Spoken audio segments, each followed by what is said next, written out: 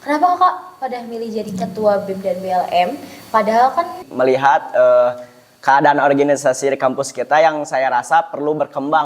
Universitas Halim Sanusi semakin terkenal, semakin dikenal oleh seluruh mahasiswa dan juga ingat ya guys, mau di ghosting cinta kayak mau di ghosting dalam prokrator lainnya, pokoknya yang namanya di ghosting itu sakit. jelas. Jangan ya dek ya.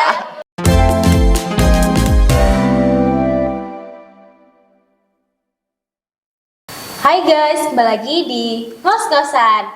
Ngobrol-ngobrol santai. Oke.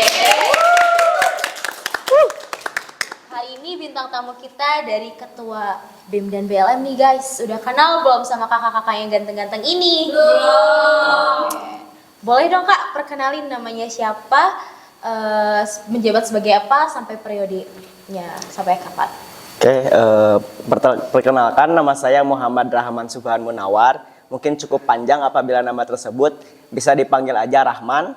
Saya di sini menjabat sebagai Presiden Mahasiswa Badan Eksekutif Mahasiswa periode 2024-2025. Adapun saya sekarang berada di Prodi Manajemen semester 5.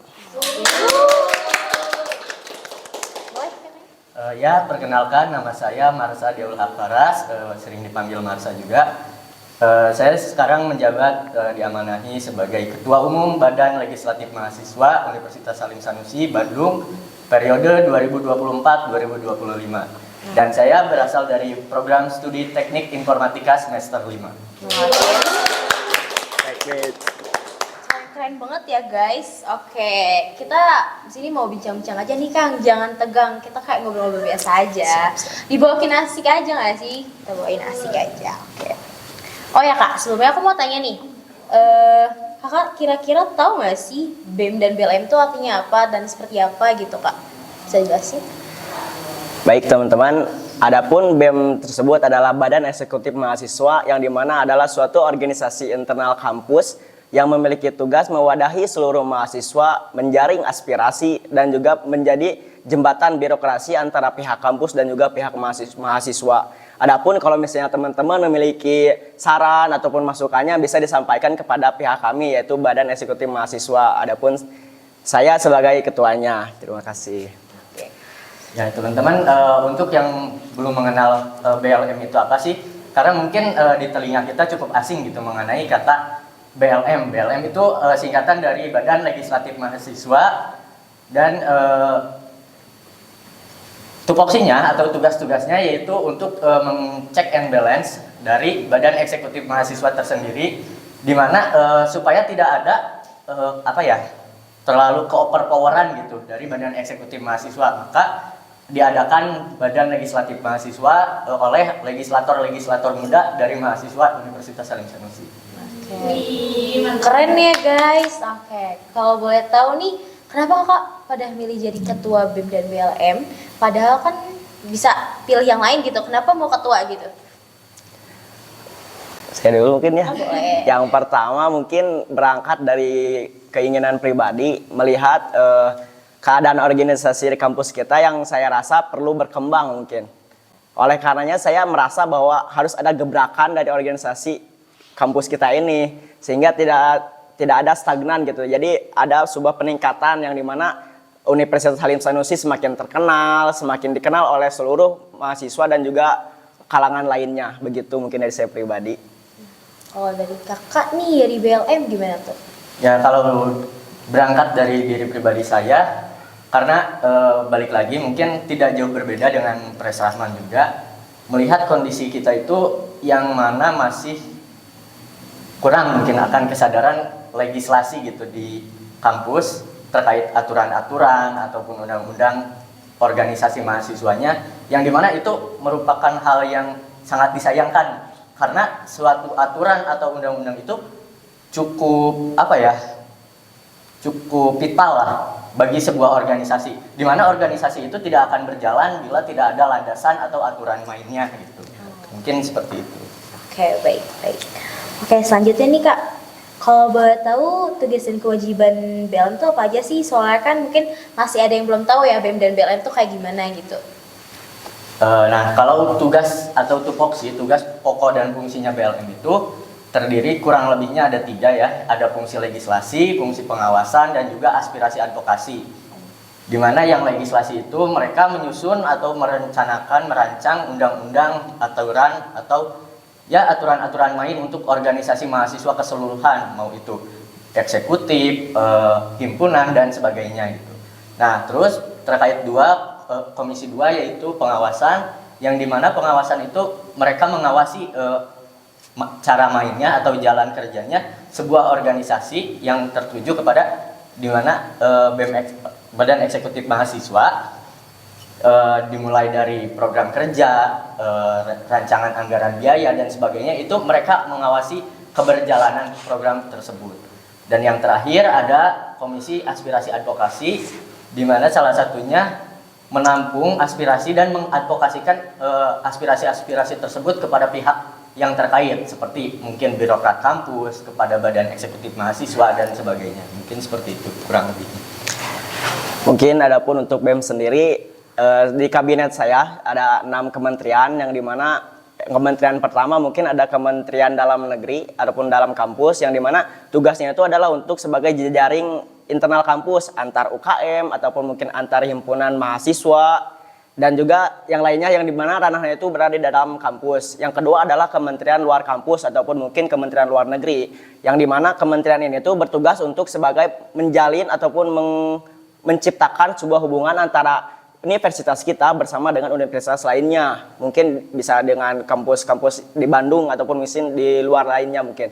Yang ketiga ada Kementerian Kajian Strategis. Kementerian ini mungkin baru ada di kabinet saya.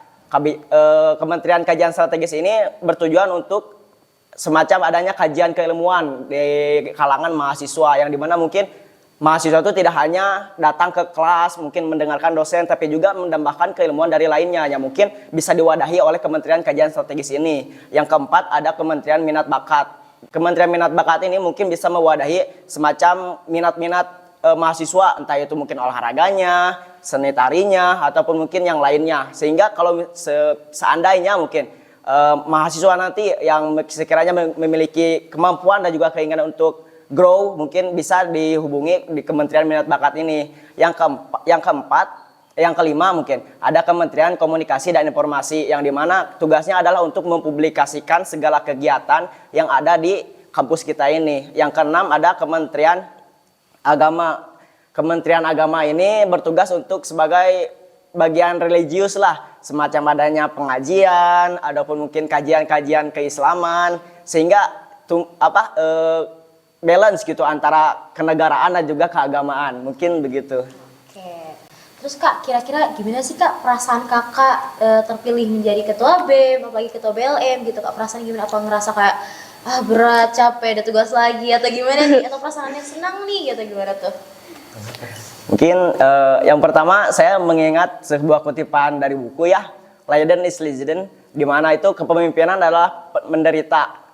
Tapi bukan berarti dalam konteks di sini tuh menderita tuh bahwa kita tuh dibebani ataupun mungkin disiksa, tetapi kita tuh diberi sebuah kepercayaan oleh orang banyak ataupun mahasiswa lainnya untuk menjalankan sebuah tugas, yang dimana kalaupun misalnya kita menjalaninya dengan ikhlas, dengan senang, tentunya kita akan menjadi sebuah kebanggaan bagi diri kita sendiri.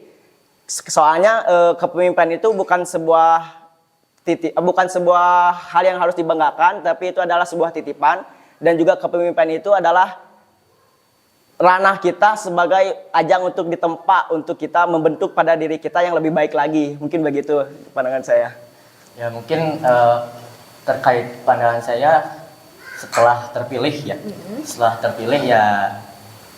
jujur pada awalnya mungkin berat, karena ini bukan suatu hal yang mudah gitu ya, memimpin sebuah organisasi di tingkat universitas gitu, yang mana banyak itu sudut pandang mahasiswa dari mulai semester akhir hingga semester awal, mereka tuh melihatnya tuh ke kita gitu, yang dimana itu menjadi suatu beban yang tidak boleh digampangkan lah, intinya begitu. Dan dari saya mungkin karena sudah terpilih juga ya, mau tidak mau kembali lagi kesadaran diri saya, melihat organisasi yang perlu ada perubahan, ya saya jalani dengan semaksimal mungkin bersama teman-teman saya nanti. kira-kira Kak ada hal yang berubah nggak sih setelah kepemilihan Kakak nih, kayak jadi aktif nih organisasinya, atau lebih aktif dari kemarin yang dulu agak sedikit pasif ya nggak Iya. sih? Ya. Gimana tuh Kak? Mungkin jelas lah ya, mungkin ya yang biasanya ketika orang-orang tuh datang ke kampus tuh hanya untuk kuliah, duduk, mendengarkan dosen saja, sedangkan sekarang ada agenda semacam rapat, kumpulan, pembahasan ini itu, sehingga pasti tentunya ada perubahan mungkinnya di skala kehidupan, mungkin itu penyesuaian yang harus dilakukan mungkin ya, seperti itu.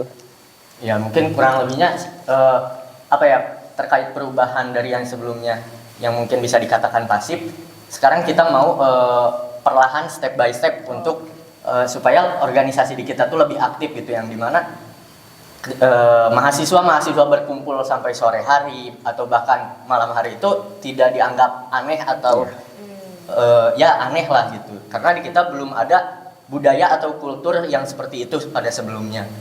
Berarti Kakak ini tipikal yang kupu-kupu. Kupu-kupu. Kura-kura. Sekarang. Kuliah rapat. Ya kan, bener Ya, kan? betul. Nah, terus Kak, kira-kira kan katanya berusaha untuk aktif nih. Kalau misalnya seandainya susah gitu, misalnya kayak ini mau ngaktifin HMP apa-apa atau organisasi mana, cuma tuh tantangannya tuh berat buat Kak. Kira-kira gimana tuh caranya tuh biar aktif gitu?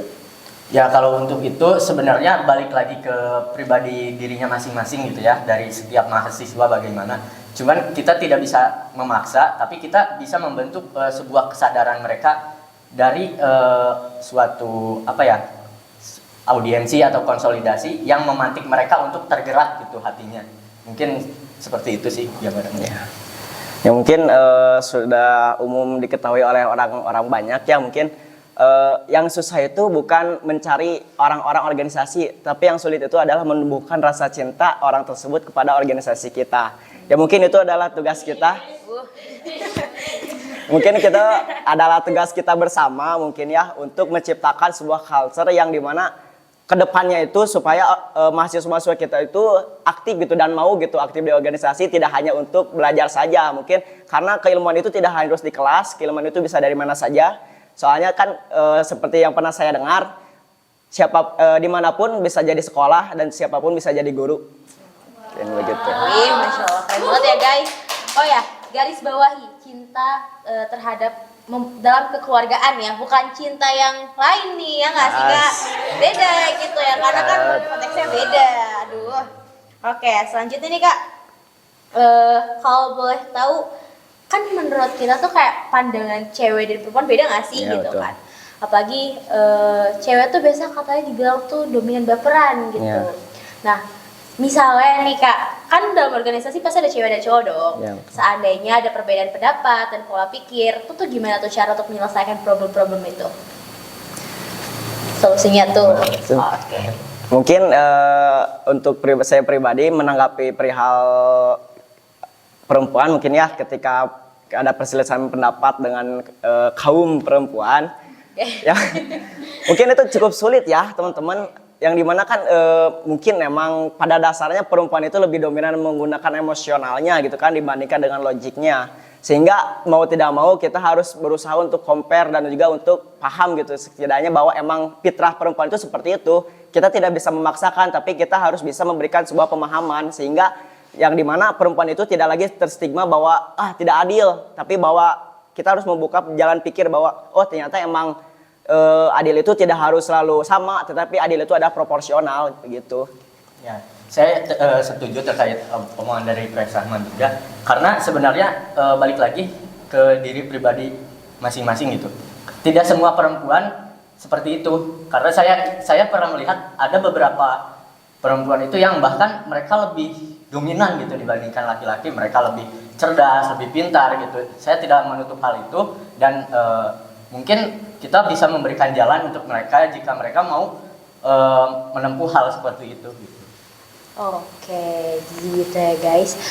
Kira-kira apa lagi nih Kang? Aduh, bingung nih, pertanyaannya habis. Ada lagi nggak nih yang mau ditanyain nih Kak? Oke, masih ada satu lagi. Pandangan orang yang aktif dan pasif di organisasi itu gimana sih Kang? Tahu nggak sih? Atau kelihatan gitu atau gimana gitu? Pandangan mahasiswa yang aktif atau pasif. Karena di kita itu mungkin belum terbentuk ya sebuah kulturnya, dimana balik lagi kebanyakan orang-orang tuh atau mahasiswa-mahasiswi itu hanya kuliah, belajar dan pulang gitu langsung, tidak ada terbentuknya obrolan-obrolan atau diskusi-diskusi ringan gitu kan, yang mana itu sangat disayangkan gitu, dimana karena seorang mahasiswa atau mahasiswi itu balik lagi ke kewajiban mereka pada tridharma perguruan tinggi gitu kan, yang mana mungkin itu harus lebih ditekankan lagi di kampus kita sendiri. Mungkin kedepannya bisa diadakan seminar mungkin ya Pres, terkait tridharma perguruan tinggi, karena itu adalah masa-masa transisi dari siswa ke mahasiswanya itu harus lebih terasa mungkin seperti itu. Mungkin saya pribadi mengenai barometer mungkin ya mahasiswa yang aktif dan pasif itu apa, bisa dilihat mungkin ya ketika banyak mungkin di antara teman kita yang dimana kita tuh jarang lihat orang tersebut, tapi ketika kita tuh bertemunya tuh hanya sekedar di kelas aja gitu. Selebihnya kita di kampus, wah tiba-tiba hilang nih, di ghosting gitu kan. Jadi ya mungkin bagi mereka yang aktif, selain aktif di kelas mungkin ya, mereka pasti bakal banyak juga gitu berada di kawasan kampus kita ini. Ya mungkin menunggu kumpulan ataupun mungkin sedang mau mengadakan diskusi, mungkin seperti itu. Sedikit nih Kang nih. Yuk. Ngomongin ghosting, pernah nggak sih di ghosting sama misalnya dari ketua-ketua apa gitu, di ghosting kayak ntar mau ada ini ternyata tidak terrealisasikan. Terus gimana tuh menghadapinya tuh? Di ghosting terkait satu agenda mungkin ya. Boleh. Ya namanya juga manusia kan, tidak luput dari kesalahan. Ya di ghosting mungkin pernah, tapi ya kita memaklumi barangkali gitu dari orang tersebut ada keperluan lain yang mendadak gitu, yang tidak bisa ditinggalkan, jadi mau tidak mau beliau meninggalkan itu. Tapi alangkah baiknya orang tersebut memberikan suatu amanah gitu kepada orang lain supaya agenda tersebut tidak ditinggalkan, tetap berjalan walaupun beliau ada kesibukan, mungkin seperti itu. Ya mungkin saya setuju ya dengan yang dikatakan oleh Tum Marsa perihal ghosting ketika dalam agenda itu. Mungkin pernah mungkin ya ketika kita tuh sudah menciptakan sebuah konsep yang dimana kita tuh sudah menyampaikan dengan baik, lalu pada waktu eksekusinya tuh bahwa kita ditinggal gitu kan, ketika kita sudah mantap dalam konsep tapi ketika eksekusinya tuh ditinggalkan kan mungkin sakit gitu ya bagi para ketua tuh, yang dimana ya mungkin harapannya mungkin kalau misalnya ada orang yang seperti itu mungkin bisa mencari gitu mungkin penggantinya, kalaupun misalnya seperti itu, jadi kita tuh tidak terlalu terberatkan gitu, mungkin seperti itu. Ingat ya guys, mau di ghosting cinta kayak mau di ghosting dalam proker atau lainnya, pokoknya yang namanya di ghosting itu sakit. Jangan ya Dek ya. Jangan. Oke. Kuat sekali. Sakit sekali. Oke. Tadi ngomongin pandangan cewek dan cowok nih. Kalau boleh tahu pandangan akang-akang nih, kalau misalnya kan ini kan ketuanya cowok dua-duanya kan. Seandainya cewek jadi ketua, kira-kira gimana tuh? Yang jadi ketua BEM atau BLM gitu misalnya. Ya mungkin balik lagi ya teman-teman, pemimpin itu tidak memiliki jenis kelamin. Selagi orang tersebut memiliki keinginan dan juga memiliki karakter sebagai pemimpin, ya silakan aja gitu kan, dia bisa mengajukan diri untuk sebagai pemimpin. Mungkin begitu. Ya seperti yang sudah saya katakan tadi, tidak sedikit gitu para pemimpin organisasi, konteksnya di sini ya, banyak dari kalangan perempuan gitu, dan mereka tuh cukup hebat gitu dalam memimpin, dan bahkan ada kemarin sempat di suatu aksi juga mungkin ya, itu yang memimpinnya tuh perempuan dan itu lebih powerful gitu, jadi tidak menutup kemungkinan ya. Oke, mungkin barangkali kayaknya Teteh ada minat nih buat jadi pemimpin nanti. Mungkin bisa meneruskan ya, bisa. Terima kasih. Sebagai stafet gitu. Terima kasih. Aku mah maunya dipimpin, cewek mah gitu kan. Maunya dipimpin, ya kan. Kan kita mencari calon imam gitu. Kadang nah gitu ya nggak sih guys? Biasanya sih gitu ya kan, biasanya. Iya. Selanjutnya nih Kang, lebih diutamakan kecerdasan intelektual atau kecerdasan emosional di dalam organisasi? Mengenai kecerdasan intelektual dan emosional, saya rasa keduanya harus dimiliki oleh seorang pemimpin ya. apa arti gitu kan ketika dia pintar intelektual tapi dia tidak bisa mengontrol emosinya? Apa arti dia memiliki kepintaran emosional tapi dia tidak mampu menciptakan sebuah konsep? Jadi saya rasa pemimpin yang baik itu adalah yang menguasai keduanya gitu. Ya. Kalau menurut saya pribadi terkait hal itu setuju juga, keduanya itu memang sangat penting karena bagaimanapun gitu kecerdasan intelektual itu dibutuhkan untuk seperti analisis, beradu gagasan, argumentasi, dan kecerdasan emosional itu lebih penting lagi untuk berkolaborasi secara tim, kepemimpinan dan sebagainya itu mengandalkan emosional gitu, karena tidak bisa orang yang berintelektual tinggi tanpa emosional yang stabil gitu, ya dia tidak akan bisa berkolaborasi dengan tim dan bahkan mungkin terlihat egois dan Ya, sebagainya betul. gitu. Oke, berarti intinya harus balance ya guys. Kecerdasan intelektual sama emosionalnya harus balance. Lanjut nih Kang, kira-kira visi dan misi Akang ini apa sih? Kepo nih kita nih. Dari BLM dulu. Oke, BLM Ya, dulu. mungkin visi dari saya sendiri yaitu mewujudkan BLM UHS yang progresif, responsif, dan juga kolaboratif untuk menjalankan tugas dan wewenangnya. Ya intinya seperti itu, dan mungkin untuk misinya kurang lebih kita ingin memaksimalkan fungsi legislasinya, fungsi pengawasan semua komisi itu kita akan memaksimalkan, dan terutama salah satu misi yang saya sangat tekankan yaitu merancang suatu undang-undang atau aturan untuk seluruh keberjalanannya organisasi mahasiswa di kita. Karena menurut saya itu hal yang sangat penting di kita, belum adanya suatu landasan atau tujuan organisasi kita tuh arahnya kemana sih, landasannya dari apa, dan itu menurut saya harus dibuat sesegera mungkin. Adapun mungkin dari visi Badan Eksekutif Mahasiswa sendiri itu adalah terwujudnya BEM UHS yang dimana bersinergi, memiliki jiwa intelektual, berakhlakul karimah, serta berorientasi penuh terhadap kesejahteraan seluruh mahasiswa UHS yang berlandaskan terhadap Pancasila dan juga nilai agama. Adapun misi-misi yang kemarin saya rancang bersama wakil saya, yaitu yang pertama adalah membangun silaturahmi ataupun menjaring kerjasama antara organisasi eksternal dan juga organisasi internal, mau itu di dalam kampus dan juga keluar kampusnya. Yang kedua adalah menjaring dan juga mewadahi seluruh minat bakat dari mahasiswa kita tersebut ya, mahasiswa kita sendiri. Yang selanjutnya adalah menciptakan ataupun mungkin memperbaiki rancangan-rancangan organisasi yang mungkin saya rasa harus di-upgrade dan juga lebih baik lagi. Mungkin seperti itu. Oke. Selanjutnya, oke sebentar Kang, ada apa lagi nih? Apa nih teh? Oh udah, cepet banget ya kan, kita kan mau ngobrol-ngobrol lagi sama Kang Akang kan belum, padahal mau pertanyaan. Oh boleh, ya itu kan kita menanya lagi teh. Kira-kira kan mungkin adik-adik ada yang mau tahu nih, Akang-akangnya jomblo atau single nih? Aduh. Mungkin ada yang mau tahu gitu kan, takutnya gitu salah gitu Kak. Aduh. Agak ngeri-ngeri gini jawabnya nih. Ya, alhamdulillah gitu. Sedang menikmati kesendirian saja. Oh, wow. Bagaimanapun gitu kita harus fokus dulu gitu membagi. Karena membagi fokus dan membagi waktu itu sangat sulit ya. Ya intinya belum menemukan yang cocok aja. Iya. Kalau udah ada yang cocok mau berarti. Ya, Wah. lihat ke depannya. Oh oke. Masih gamon. Lagi proses mencari lah. Open recruitment gak nih Kang? Rekrutmen pacar. Apa rekrutmen apa nih? Rekrutmen pacar. mungkin iya mungkin. Oh. Bukan mungkin kan? Ya, Kita udah tahu ya kan. Gitu. Oh belum mau atau belum ada orang ya? Belum siap. Belum siap. Oke. Terus orangnya gimana nih? Saya pribadi alhamdulillah ya mungkin perempuan banyak gitu. Mau yang mana gitu? Yang banyak kan, tapi kan yang bersama saya itu harus satu gitu kan. Oke. Berarti apa nih Kang? Sedang fase memilah-milih gitu atau gimana nih? Ya mungkin untuk jalin yang serius mah jelas pasti ya harus dipilih, harus dilihat tetek bengeknya gitu kan. Tidak bisa asal gitu. Iya benar. Berarti intinya dua-duanya jomblo nih.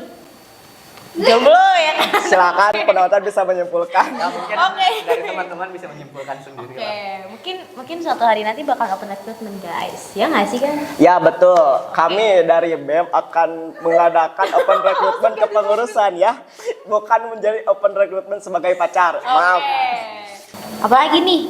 Perlu Boleh. dipaparin nggak persyaratannya? Oh boleh, bener. Persyaratan untuk masuk organisasi. Iya, Jangan organisasi, persyaratan yang bukan. lain ya kak ya. Harus jomblo, Pres. Tidak. Aduh. Persyaratan sebagai kepengurusan B mungkin yang dipersyaratkan yaitu yang pertama itu adalah mahasiswa aktif minimal semester 3 maksimalnya semester 7. Dan lalu yang kedua tuh membuat grand design kementerian yang akan dimasuki oleh orang tersebut. Ya, grand design itu semacam rancangan ataupun rencana orang tersebut ketika akan mengikuti kepengurusan begitu.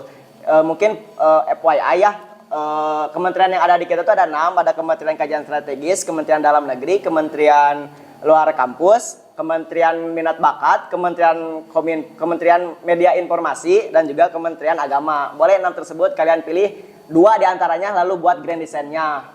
Oke, kalau dari BLM sendiri Ya, gimana? dari BLM sendiri juga sama, kurang lebihnya minimal mahasiswa aktif Universitas Halim Sanusi Bandung semester 3 maksimalnya semester 7, dan juga di kita itu ada oprek 3 komisi terkait komisi legislasi, komisi pengawasan, dan juga aspirasi advokasi. Barangkali dari teman-teman yang mempunyai ide atau gagasan boleh juga dituangkan nanti ketika wawancara terkait kemajuan nanti untuk proker komisinya bagaimana dan seperti apa. Dan terkhusus untuk di komisi 3 itu ada staf khusus media sosial gitu, dan dari teman-teman yang memiliki minat atau ingin masuk ke staf khusus media sosial ini, teman-teman bisa melampirkan portofolio yang sudah pernah teman-teman bikin gitu. Oke, jadi gitu guys. Kalau misalnya kalian memiliki minat dan bakat atau ingin masuk organisasi, bisa ikut BEM atau BLM. Nah, untuk infonya ada di Instagramnya, saya ada di bawah nih, ya kan? Oke guys, kayaknya ngobrolnya sebenarnya masih banyak yang mau diomongin nih nggak sih Kang? Masih kurang. Tapi udah kita biar aja, kita nggak usah ngasih tau mereka, kita ngobrol belakang aja nggak sih? Aduh, oh jangan, bercanda guys. Oke, kayaknya cukup sekian deh ya guys ya dari episode hari ini. Semoga menghibur kalian. Oh ya, jangan lupa stay tune buat di ngos-ngosan. Jangan lupa untuk nonton episode ngos-ngosannya, pastinya seru. Oke guys, cukup sekian dari kita. Dadah.